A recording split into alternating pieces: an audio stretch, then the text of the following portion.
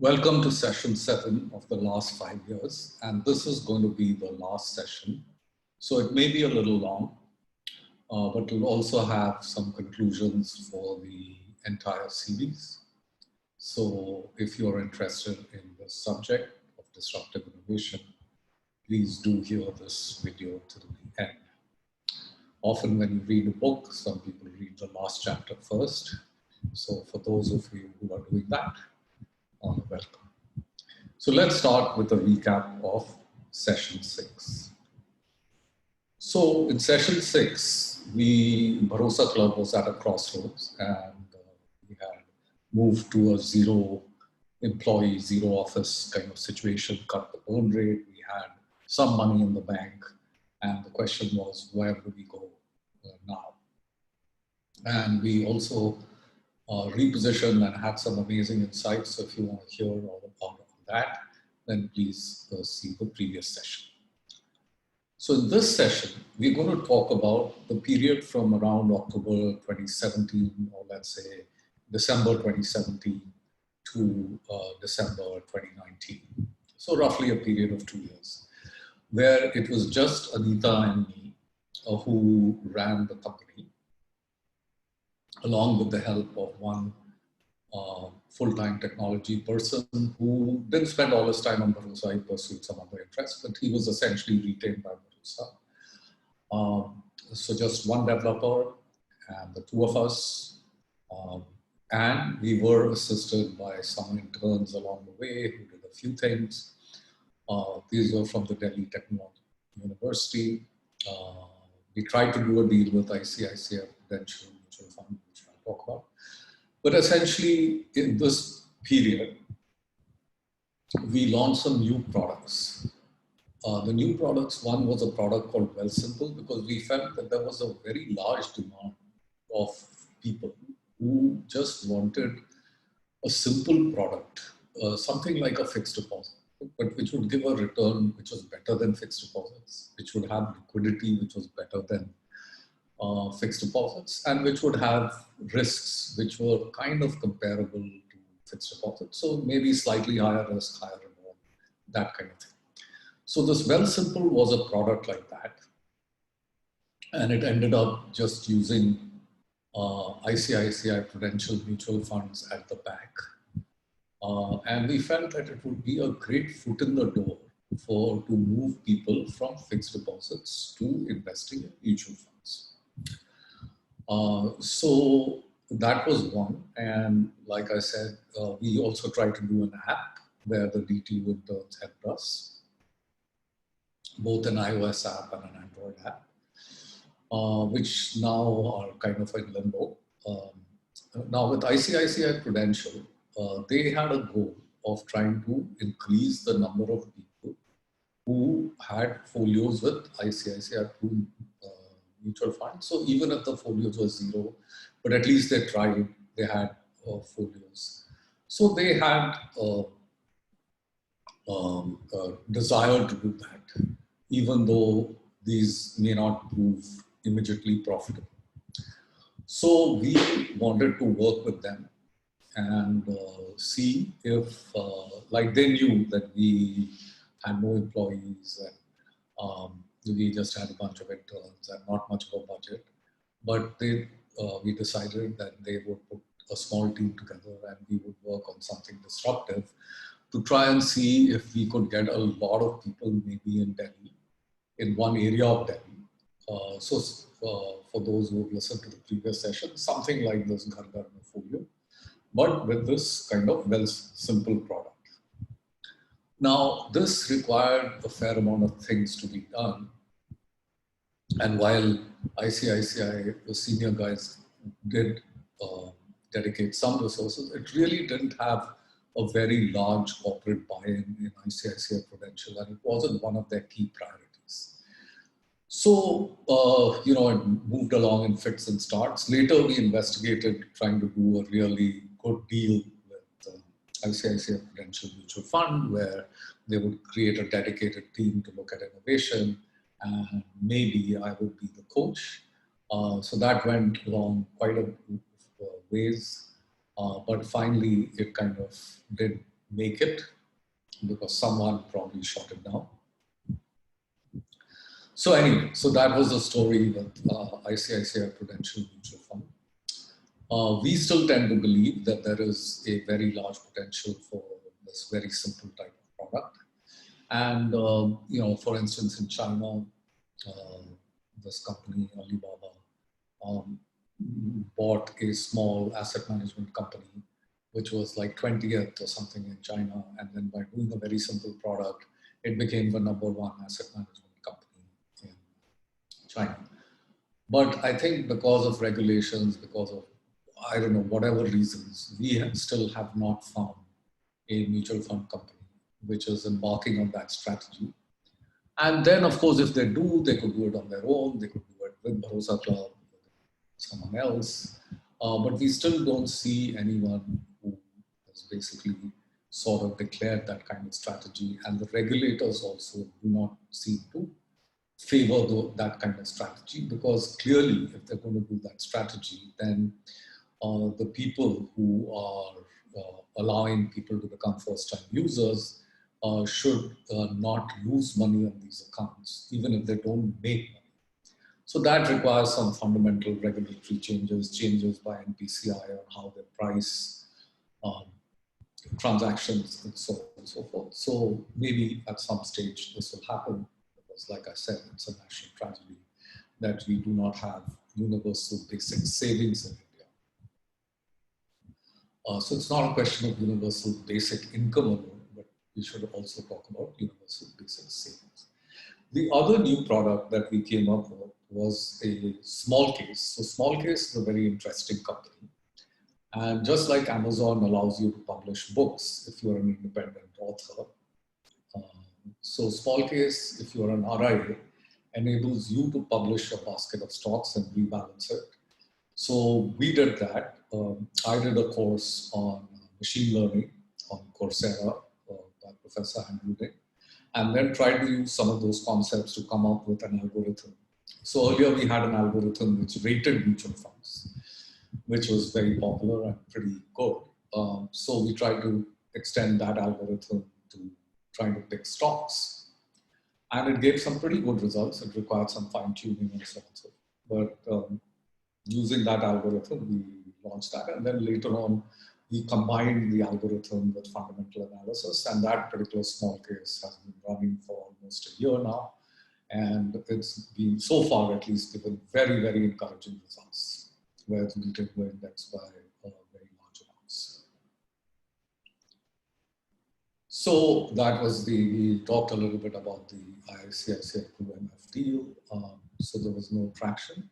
Now, one of the things that the professor from Harvard, who has been looking at, of Indian origin, called Shrikant Datar, who has been looking at innovation and why, say, the US is probably more innovative than most countries. And one of his things, which I hadn't heard before, was that the research finding shows that the consumers in a country like the US are much more venturesome. By that, what we mean is that they're willing to try new products from new companies which they've never heard of. But Indian consumers tend to be much more risk averse, and they're not venturesome.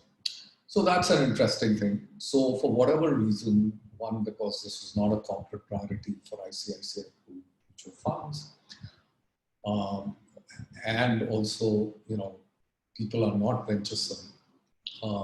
So it was hard to get traction for a pretty good product where they had almost nothing to lose and possibly a lot to gain. But still, this traction, which has been quite elusive for Bharosa Club, remains a problem. So now I often wonder that do we at Bharosa Club, we in particular, do I use the ecosystem in India as an excuse? Because there are 31 unicorns in India as of October 2019. So clearly some people have tried to scale, they've managed to attract capital. Now, whether these unicorns will succeed, how many will be $10 billion plus in 2030, is a little bit of a question mark. But, so one can blame the ecosystem in India and all that, but there are companies which in the same ecosystem are getting around it. So clearly, the blame may be partly on the ecosystem, but it is also quite a bit on Bharosa Club and the teams that try to move Bharosa Club. So we can't just get away by saying, oh, the Indian ecosystem is bad. So, like I said, there is learning in failure and there is learning in success. So there have been lots of things over the 35-year journey which have been quite successful and some of the things which have failed. So for those of you who want to move from disruptive innovation novices to experts, you can learn from both. So as you know, one of the things we said was that if Bharosa Club is going to scale, we are looking for a new CEO. Now it so happened that our son Sahil had moved from the US after a stellar track record with private equity and hedge funds in the US to India in 2017, a little before Bharosa Club sort of imploded and we restructured it. So he had moved in, I think, April of 2017. So then he was thinking, and he moved because he wanted to get exposure to India. I'd been telling him how the Indian economy could be growing very rapidly, so that may have been part of it. And his wife was also thinking whether they should be in India or in the US. And anyway, so there were some push factors, some pull factors. They decided to move to India. And once he moved to India, he found that, though he had all this private equity experience and all that, this was not valued very much in India. Because India had this feeling, maybe rightly, that the kind of deals which are done in India require a very deep understanding of India, and Indian entrepreneurs don't necessarily think global. So whatever one has learned in global deal making may not be very applicable in India. Now that was kind of surprising, but that's the way it is. So if he wanted to enter private equity, he would have to start virtually at the bottom again, which seemed quite silly, and I kind of advised him against that. And he agreed, and then he joined a startup, an NBFC, which was being set up, and that's a non-banking financial company. And he helped the person, so he was among the first three people, and he helped that company set up things and raise 300 crores in equity funding, get its NBFC license, and then get started. And he got quite involved with the operations, and he was like a chief of staff to the CEO. So he picked up a lot of valuable operational experience over 2.5 years. He finally left APAC, which was that NBFC, in late 2019. So the reason he left was that he felt that he wanted to do something more innovative and something which was more customer-centric. And he felt that APAC was not the right vehicle for him to do that. So he was thinking, okay, should I start off something brand new on my own? Should I join another company which may be more customer-centric, more innovative, not more into a Me Too type of approach? And he, of course, knew that we were looking for Bharosa. So he talked with us and we said, well, it's entirely your decision. We don't want to push you anyway because we are doing fine with Bharosa. We are enjoying it. But if you think it's right, of course, we'd be delighted to have you, but it must be your decision. And then he said he kind of liked it. He liked Bharosa. He wanted to do that. And he said that maybe we can all work together and it would be extremely nice. But I kind of knew that the dynamics between him and me, if both of us were trying to work together, then of course one of us would have to be the boss. And If he was the boss, I might get in his way, and if I was the boss, he might get pretty frustrated with me. So we decided that he would be the boss and we would transfer shares to him. We would give that to him and make him the majority shareholder, the chairman, the CEO, and I kind of stepped down and became just a minority investor. Anita continued on the board, but she may also ultimately step down and it will become, Bharosa Club will become entirely Sahil's baby. So since December, we've been in a process of transitioning and the transition is going pretty well. And the decision to sort of stay away, like both Anita and me had felt that, if we just focused on this Wealthsimple product, then that might have been a very good way to go. But Sahil looked first at trying to serve the gig economy. People then decided that that was not the right thing, then focused on financial literacy, and that's where his focus currently is. So anyway, whatever he decides to do, it's now his baby and he will figure it out. And COVID-19 has again become a nice transition point. So we also recapitalized the company. We added some money through a rights issue, and which we were the main subscribers. Some of our investors subscribed to the rights as well. One investor decided to exit, who had a very small holding, and some decided that they would stay on but not subscribe to the rights. So the rights were done at a much, much lower valuation than the last round that we had raised.